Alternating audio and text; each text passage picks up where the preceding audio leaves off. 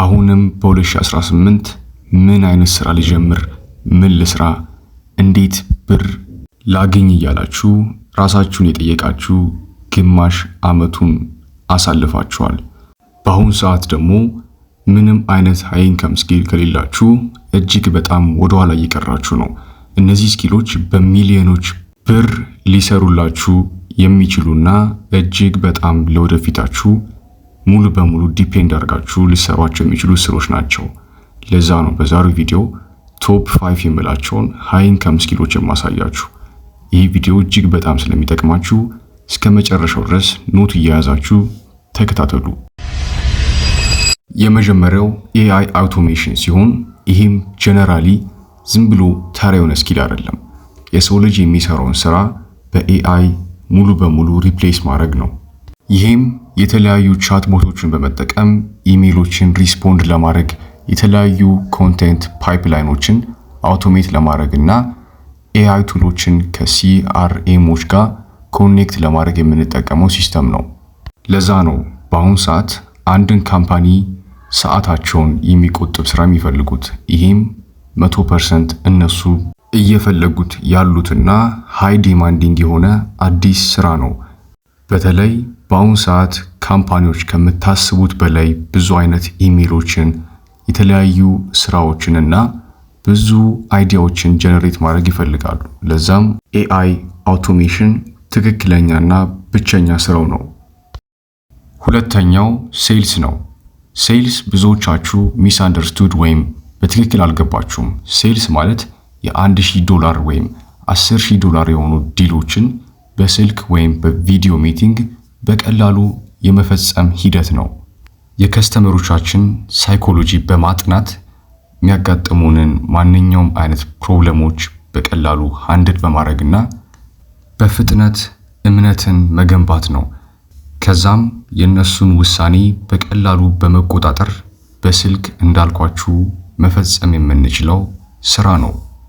ለዛ ነው ሴልስ እጅግ በጣም ፓወርፉል ከሚባሉ ሃይ ኢንካም ስኪሎች ውስጥ ሁለተኝነት ደረጃ ላይ የተቀመጠው።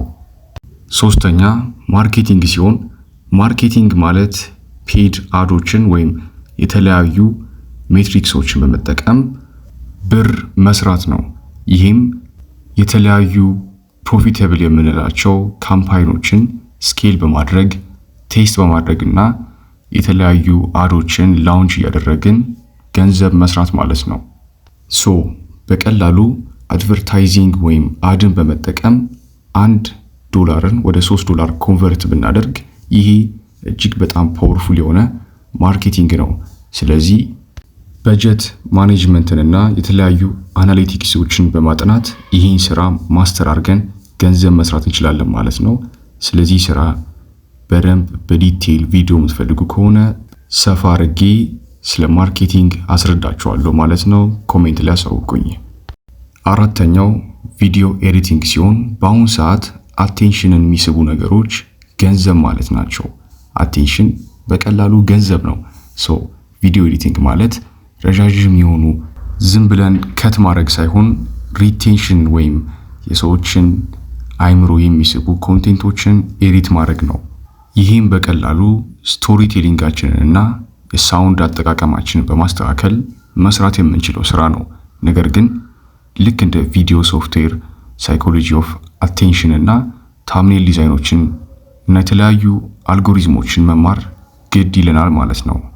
ቪዲዮ ኤዲት ማድረግ እንዴት ሃይ ኢንካም ስኪል ነው ብላችሁ ከጠየቃችሁኝ በአሁኑ ሰዓት ማንኛውም አይነት ብራንድ ኮንቴንታቸውን ወይም የሚያቀርቡትን እቃ የሚያስተዋውቅላቸው ሰው ይፈልጋሉ።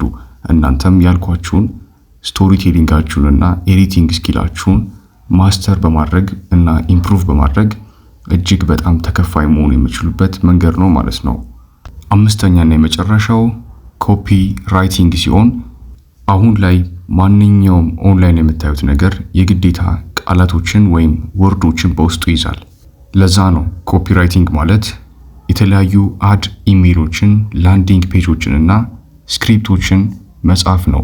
ይህም ስራ በውስጡ ሄድላይኖችን መጻፍ ሊሆን ይችላል፣ ስትራክቸር ኦፈሮችን እና የተለያዩ ኢሞሽናል ዲሲዥን ወይም ውሳኔዎችን መጻፍ ማለት ነው።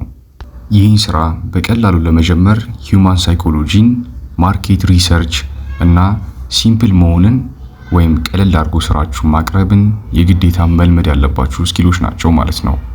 ውሳኔዎችን በቃላት ወይም በጽሁፍ ማሳመን የምትችሉ ከሆነ ማንኛውም አይነት ቢዝነስ ላይ ገንዘብ መስራት ትችላላችሁ ማለት ነው። በአሁኑ ሰዓት ሀብታም የምትሆኑት በምታቀርቡት ቫልዩ እንጂ በድካማችሁ ወይም በልፋታችሁ አይደለም። አሁን ያሳየኋችሁን ከአምስቶቹ ውስጥ አንዱን ስኪል መርጣችሁ በመማር እንዳልኳችሁ እጅግ በጣም ብዙ ብር መስራት ትችላላችሁ ማለት ነው። ስለ ፊውቸራችሁ ወይም ስለ ወደፊት ህይወታችሁ የምትጨነቁ ከሆነ ይህን ቻናል ሰብስክራይብ አድርጉ። ምክንያቱም እጅግ በጣም ፓወርፉል የሆኑ ቪዲዮዎችን እለቃለሁ ማለት ነው። በቀጣይ ቪዲዮ እስከማገኛችሁ ድረስ ይመሻችሁ።